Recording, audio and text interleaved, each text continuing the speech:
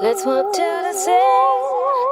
Take my hand and kiss me. This is where I want to be. Here with you, so close to me. Hello, and welcome to another beer review. That light's a bit bright, isn't it? Oh, so yeah, welcome to another beer review, and we're going to try supposedly an American beer.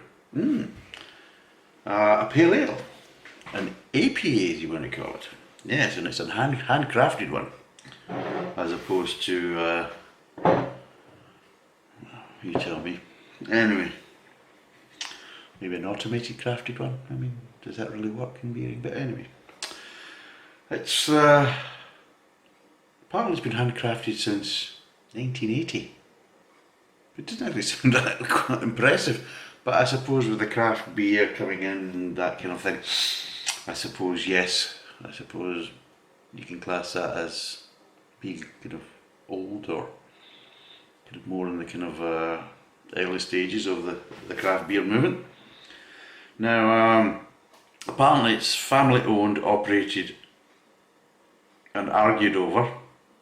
It's from the Sierra Nevada Brewing Company, Chico, CNA Mills River, NC, USA. And what does it say about it?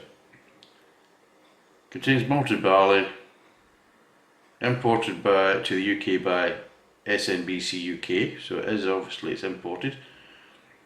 And yeah, this American craft beer is a living product, best stored cold and enjoyed when fresh, which is true. That's one of the major things about craft beer. You've got to do it fresh, and it's all to do with the product management and packaging and everything else, and it's all very important. But anyway, this is what we've got. Pop, pop, pop.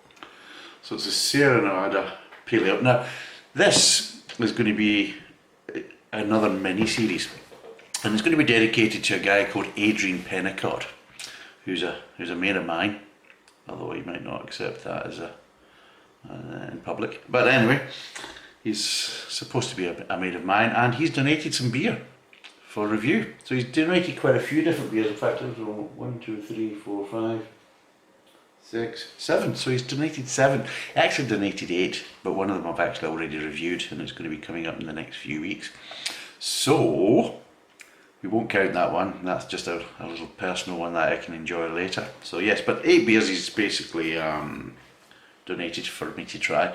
Or maybe he's just sick of the crap that I'm drinking. For God's sake, give him some decent beers to review, you know, that type of thing. So maybe he thinks the stuff I've been drinking is a load of crap, so you never know. But anyway, he's given us a good mixture, a good selection, so some of them are interesting. He has kind of gone for the more kind of stronger brews. I'll just give you this, Sierra Nevada, Pale Ale.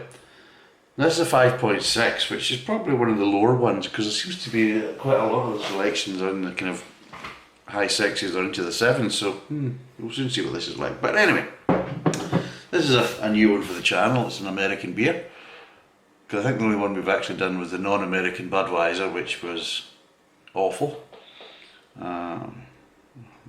Basically going from memory, drinking the actual Budweiser from America, American kind of home-brewed stuff was also awful. So it's consistent. But anyway, let's see what this one's like. Oh, there we go. We've got this, got the glass, got the pour. Let's see what this is like. Oh, it's got fizz. Oh, Jesus. It's good. It's well carbonated. Jesus.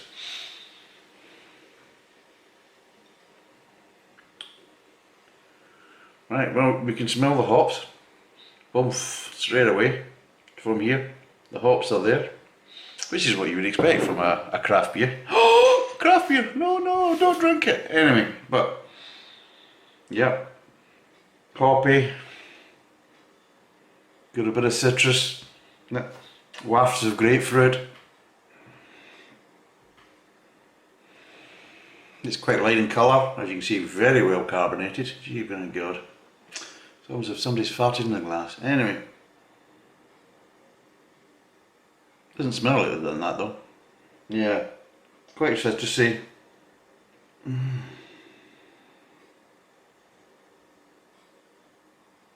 Yeah. A bit of malt, but not much. Very light in the malt, but yeah, a lot stronger in the hops.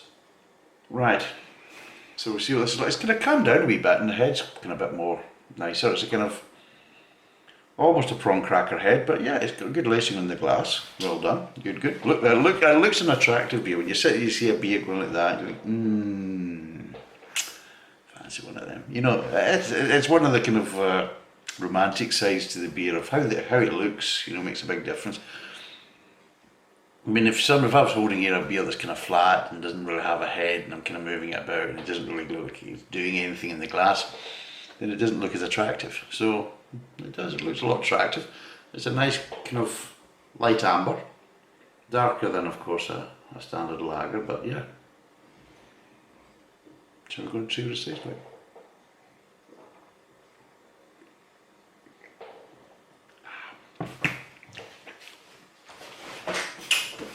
Oh,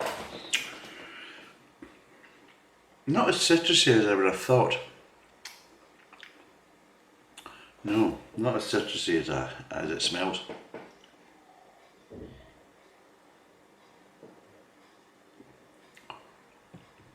It's got a softer mouth feel than the initial carbonation we have suggested, which has got a nice mouth feel. Flavour wise, it does have a bitter. It does go to a bitter aftertaste, which does give you that kind of citrus, kind of grapefruit, kind of rind, kind of citrus rind, kind of bitterness that you get.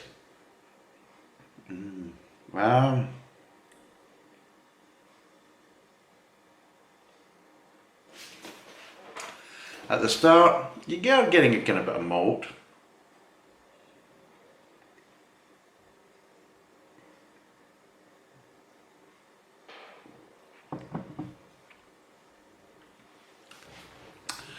You get a bit of malt that goes to kind of orangey, kind of light orangey kind of flavour, kind of tangerine flavour, and then of course gets to more kind of bitter finish, which is more kind of like kind of your grapefruit or your kind of orange rind. So yeah, like in a typical pale ale or American pale ale or a crafted pale ale, because it's unfair just to say it's American, because it is using the kind of style of hops. They've kind of created their own kind of beer kind of type or segment. So yes, an American pale ale does have certain characteristics. One of the major things is it, because of the hops it's using, it does give a kind of more of a citrus based flavour, which is fine if you like citrus beer. I don't mind it. I'm not adverse to it, but I can get sick of it very, very quickly. I can't drink many beers with the kind of citrus. I mean, with this it'd be nice just to enjoy, and that's fine. Would I want another one straight after it? No. I would want maybe something, or a couple of different beers to kind of break it up, and then I could maybe go back to it. But I would struggle to drink two straight after, you know, in succession. It would just really be a struggle, just because although I don't mind the flavour profile, it's not my first. I'm also getting a little bit of floral notes as well in the aftertaste.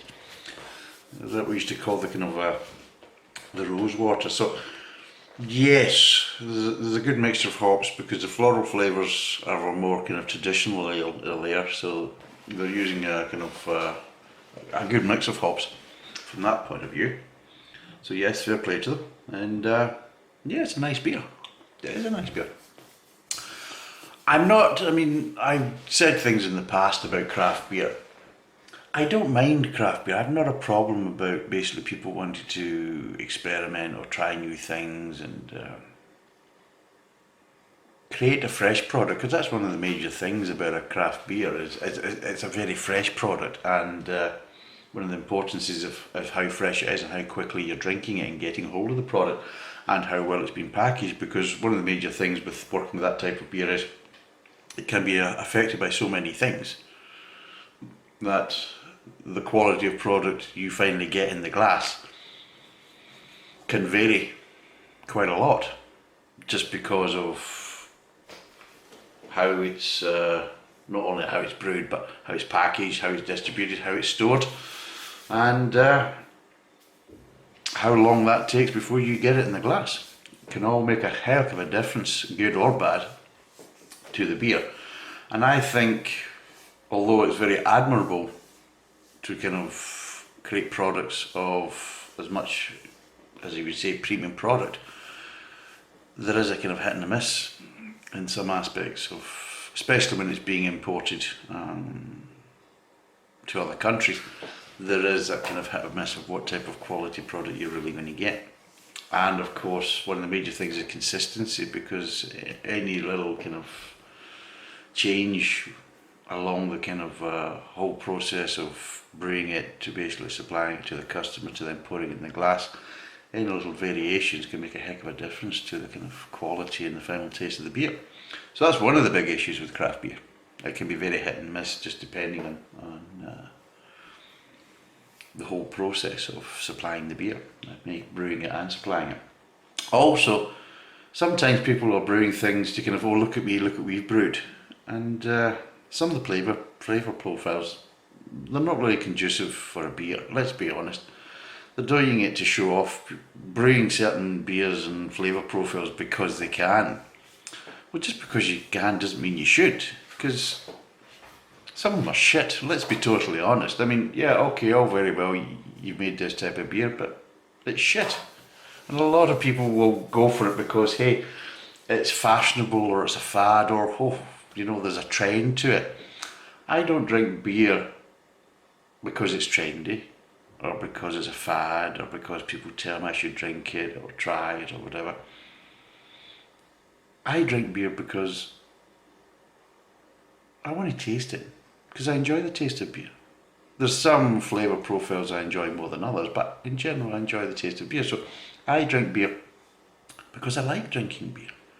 Not for any fads or any trends, or because, oh, hey, this is popular. And sometimes within the craft beer kind of fraternity, certain brewers brew beers to show off, which is fine, okay. If you're good at something and you want to show off that you're good at something, okay, fine. I don't see that as a problem. But make it something that's actually enjoyable. Just because you can, and oh, look at me, I can do this, well, that's great, but it tastes like shit. But yeah, what am I supposed to be in admiration? I'm not one of these people that are going to go with the kind of crowd and say, oh, that's wonderful. Oh, what a brewer you are. No, I'm going to be like, no, that product's crap. Why did you bother? I mean, trust me, if you're a good brewer, I'm sure you could brew something a heck of a lot better that tastes a lot nicer and can really show off your, you know, how good a brewer you really are. Also, it's the case as though there is a lot of, within the craft beer, there's a lot of IPAs, pale ales, all that kind of stuff, and yeah, I suppose they're now coming into more of the kind of darker beers, but they are kind of more of the lighter ales. And how many citrus flavoured ales do we really need? And they're all becoming very much of a muchness, as I say. In other words, it's always kind of like for like. And the whole craft beer kind of choice, there's far too much of the old kind of citrus hops, and you know, even craft beer in the UK, that they're making craft beer over here and they're using American hops. They're making craft beer in the USA and they're making it with American hops, and then you become a wash over it. Well, there you go, I can go and pick 3 or 4 craft beers made in the UK, 3 or 4 craft beers made in America, taste them, and they're all kind of very similar flavour profiles because they're all bloody citrus. I mean, there is more to it. Why not play about with some of the malts instead of just the hops? Because this is one of the major things I find, is that they seem to think that only flavour comes from the hops within the craft beer fraternity, whereas having a mixture of malts, and that's where more traditional beers come from, especially in the UK. The more traditional brewing kind of beer styles and everything else wasn't really so much about the hops. Yes, we have a limited kind of variety of hops in the UK that can actually be grown in the UK and everything else. So we have to work with that limited in the past. We had to work with that kind of limited kind of choice of hops. So a lot of the flavours were done through different malts.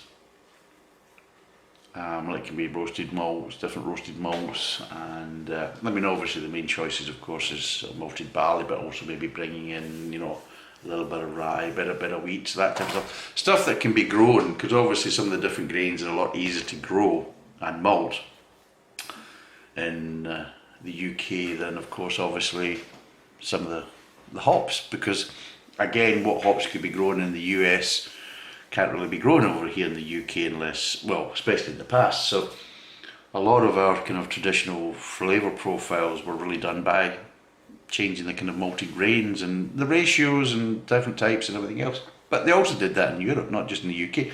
And that's why we have such a variety of beers throughout Europe based on a lot of the different malted grains being used and the different processes of how we use it. Because not just the cases though of the different malted grains, but also looking at the different brewing processes to get different flavour profiles from the different malted grains. And of course you add the hops to it as well. But I just feel that a lot of times with the craft beer fraternity, it's all about hops. It's hops, hops, hops, hops, hops. You know, and that seems to be the only kind of way to get flavour is from hops. You know, hops only bring flavour, you know, that's it. I mean, nothing else. I mean, they seem to kind of, in my view, they seem to treat grains as a source of sugar and not a source of flavour. Now, I'm sure there's probably plenty of craft brewers out there that say, oh no, that's not true. Well, prove it. Why is there so many citrus-based beers and less malty beers? Why is there less bitters? Because yes, you can use hop profile to get the bitterness, but then of course have a kind of malted. So, and why is it always IPAs and APA? Well, why? What is it with pale ales? Can you not brew anything else? Is dark beer sacrilege to the craft beer movement? You know, I mean, there is some craft lagers coming out now that seem to be quite good and things like that. But again, I've tried a few craft lagers recently, and again, it's bloody citrus again. I mean, Jesus, I mean, like, you're a one-trick pony, for God's sake. There's a whole world of brewing out there. The Germans, the Czechs, they can brew things without any bloody citrus. And it's amazing how the variety of beers you can get in both of these countries. And they've even also kind of experimented, especially the Czechs and other Eastern European countries, with a different type of pours and foam ratios and everything else within the actual pours from the draft stuff. So they're looking at a lot of more kind of different variables rather than, oh well, let's put this amount of hops in, and let's dry hop and let's second hop and all that stuff. It's hop, hop, hop. I mean, the craft beer industry needs to get off the kind of hop merry-go-round and try other variables within the brewing scene that can really make a tremendous difference to flavours and to the beer. But yes, to get back to this, because I'm on a rant again. You ever notice that? Just like wind me up and just let me go, you know. But anyway, this is a nice beer, but it is citrus. But at the end of the day, it's probably one of the kind of earlier beer kind of profiles, and kind of the earlier kind of brewers to the kind of craft beer scene. But yes, Sierra Nevada. It's a nice American pale ale. It's got the bitterness of the kind of hops. It's got the citrus of the hops, and it seems to tick all the boxes of a craft pale ale. What would I give it out of 5?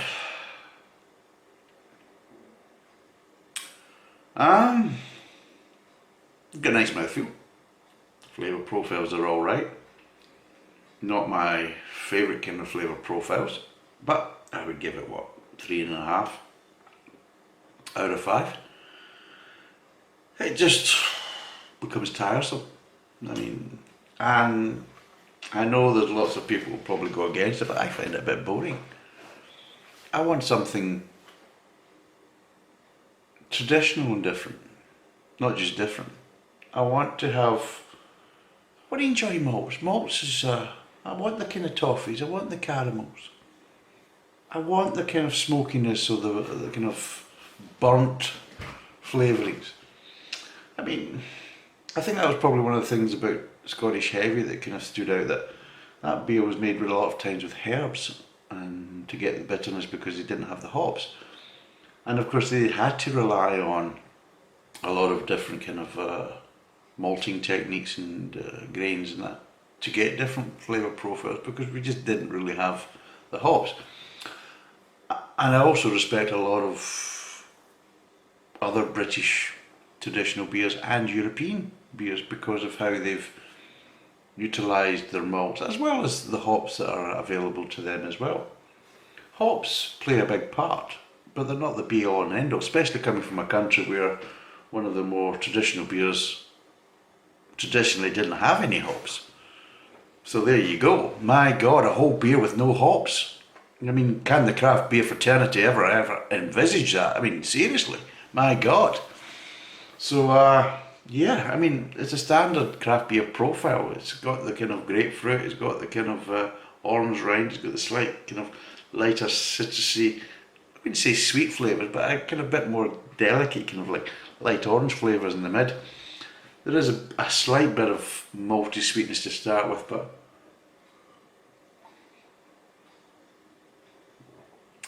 it's overpowered so quickly by hop flavours because the citrus comes in very quickly. Before you even get to the middle of the tongue, boom, the citrus is starting, and then of course it just, from the middle of the tongue, it just gets stronger and stronger until, there you go, nice sour bitter. I mean, when I say bitter, I don't think that's probably the best way. I think it's more of a sour flavour. And there we go. So I'll give it 3.5 out of 10. Would I recommend it? Yeah, it's got a nice mouthfeel. If you're into kind of craft beers, yeah, it's a good craft ale. Not a problem about that. I have no problems of how it's brewed and its flavour profiles. Would I buy it again? Well, I didn't buy this, and it was donated by Adrian, but I won't say I wouldn't buy it again, but if I did, it would be better for just a bunch, you know, just to kind of like, well, let's just kind of wake up the palate a bit, so I'll get some different beers just to kind of wake up the palate. So yes, I wouldn't buy it to sit there down and enjoy it and sip it and make it a regular beer, definitely not. But I sometimes basically buy odds and sods beer just to kind of waken up the palate, just to kind of, you know, take myself out of my comfort zone, because we all have our favourite beers that we drink a lot, and sometimes we just need to kind of like wake ourselves up and just change our kind of flavour profiles that we're drinking, just to kind of wake up the taste buds and kind of remind ourselves that there's a lot more beers out there than the kind of our own personal favourites, because we all have our own personal favourites that we buy regular and everything else. So this, and I might get them in as part of a wee session, you know, we've got friends round and just get a couple of different selections of beers and we can just sit and enjoy them and just kind of give our own opinion on our own kind of personal little kind of tastings. So yes, I would add that to it. It's not a problem. It's definitely an unoffensive beer.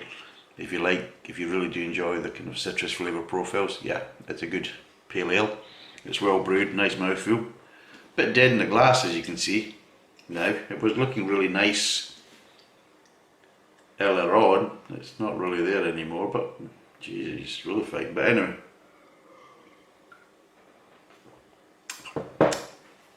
it is a nice beer and it's well brewed.